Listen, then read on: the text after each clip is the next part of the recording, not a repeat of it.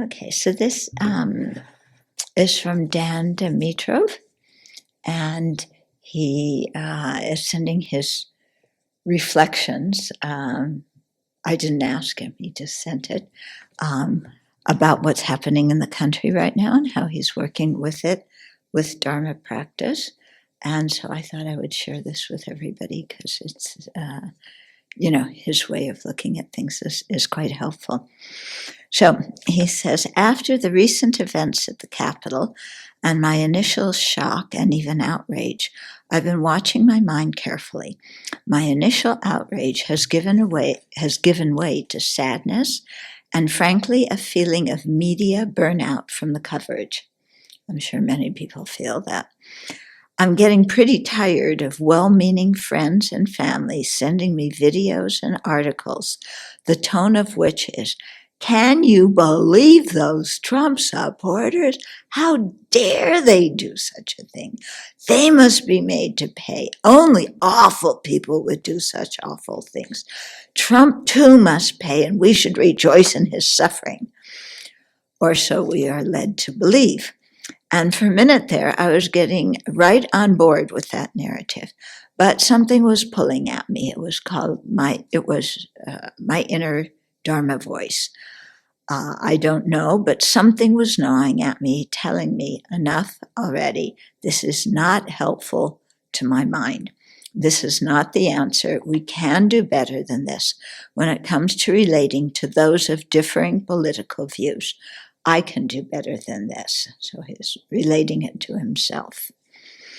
If we continue this information bias and feeding our worldview of I'm right, they're wrong, us and them, then it will only lead to more self-righteous indignation and hatred.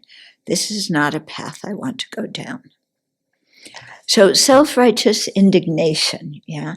Many people ask me if there's a form of anger that is good, if self-righteous anger is something benevolent, and shouldn't we be angry at all the unfair, inequitable things that are going on in the world? So this is a reply to that. Yeah, it doesn't work. Yeah, and it turns our mind into a big stewing pot of anger and blame. As tempting as it is, as much as we see that example around us of people doing that. My view, Dan continues, and I hope this doesn't sound condescending, is that when it comes to some people on the far right, it's almost as if we have a sick family member. They've been profoundly misled, lied to, and as a result are having difficulty seeing reality.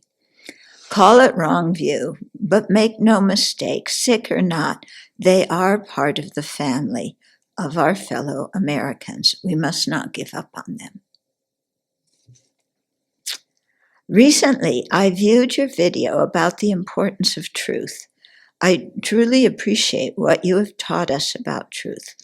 Looking in the mirror and asking in what ways have I been misleading, dishonest, or untruthful, and how can I do better is truly a powerful practice. Clearly, truth is important. It's a good start. We need something more. I was reminded of one of my heroes, Nelson Mandela, when he was elected president of South Africa after years of imprisonment. He did not respond with hatred. No, he formed a Truth and Reconciliation Commission. It seems to me we need to find some common ground in America to heal, learn the lessons, and somehow move on from this. Perhaps we need to borrow a page from Mandela's book and have a Truth and Reconciliation Commission as well. It'd be nice if everybody could agree. Well, it's true, some people need to be held accountable for their actions. It should not be done with a sense of righteousness, mockery, ridicule, anger, or blame. This is the response from some on the left. None of these things are helpful and only serve to inflame the situation. We have to show them some compassion and respect. You've written and spoken extensively about moving beyond blame. Please, let's do that now. Okay, so moving beyond blame, but we also have to hold people accountable. Yeah, because if we don't, it gives the impression that this kind of behavior can be accepted.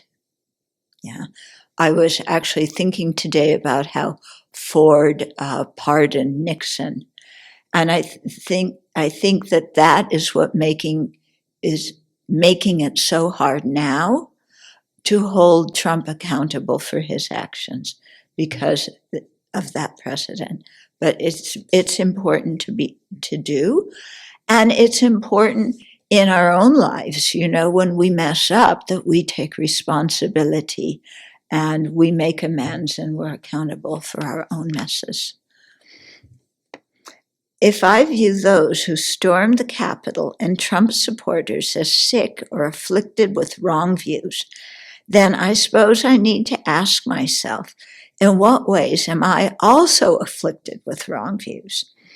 In light of the fact that we all have Buddha potential, any antipathy towards Trump supporters, in even its most subtle form, would be a kind of wrong view, and simply a matter of degrees. And that's true, isn't it? If people throw in a box, even though it's a nicer box, but throw people in a box and say, they're all like this and they all deserve this and so on and so forth, then we are becoming, again, exactly like the people we criticize.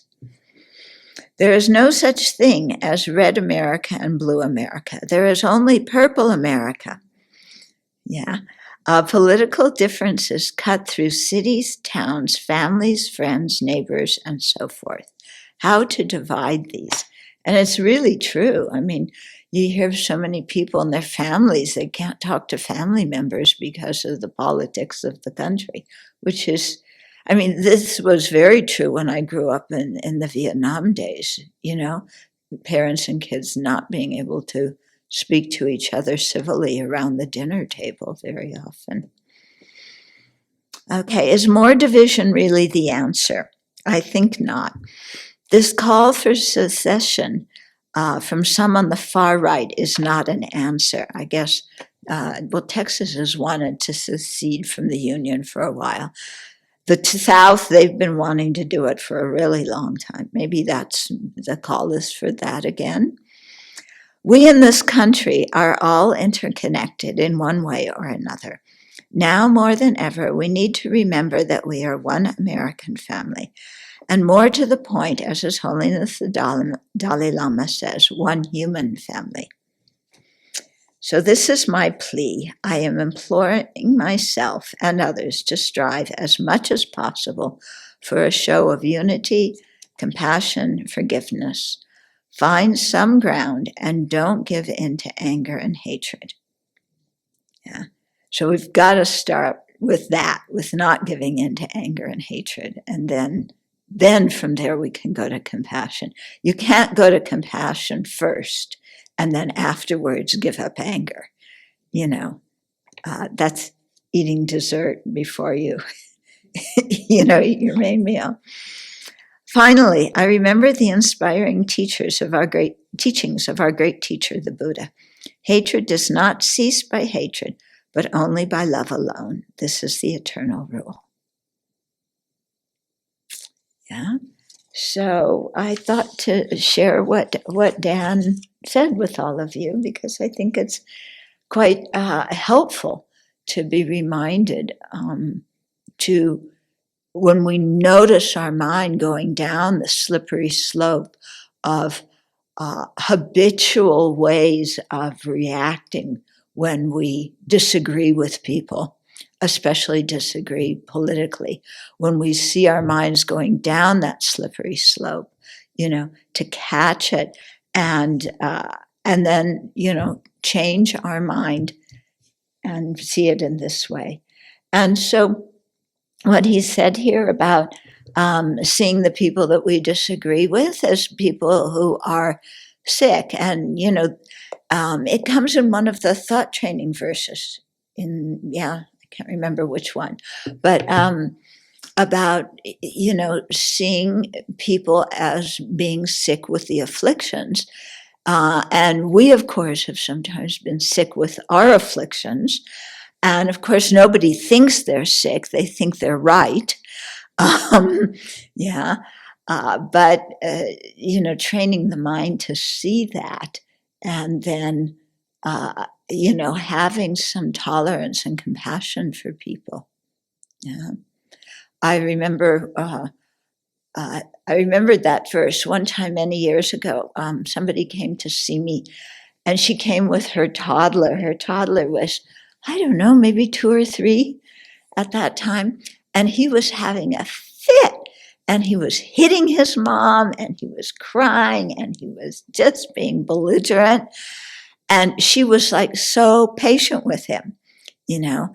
I kind of eventually, because she and I were trying to talk, I had to look and say that you can't treat your mom like that, and I was a stranger, so that had more impression. But, looking at, it was like the child was sick, you know. And so that's the verse in the thought training teachings. It's like if you're having a sick child with a fever who's delirious, you don't get mad at them for being sick and delirious. You understand that they're sick right now and have some compassion. But you also try and contain the illness so it doesn't spread to the rest of the family. Yeah. So it's 2 things here. Yeah. Having compassion and accountability. Yeah. And I was talking with another Dharma friend yesterday, a Geshe, and he was saying, with what's going on, it's difficult for him looking at all of this, and the conflict. But it was interesting what he said, because he said, there's some people, we need to have some people who stand up and say, this is not acceptable behavior, and to need to speak out forcefully against things, not with anger or hatred, but just to say it out loud, in a way so that it catches people's attention. But he was saying that's also not my way of doing things. So I thought that was interesting, because we all have our own way of doing things and our own way of contributing. And so we have to do what feels comfortable to us, but also, I think, realize that other ways of dealing with things can be included. It's not just our way.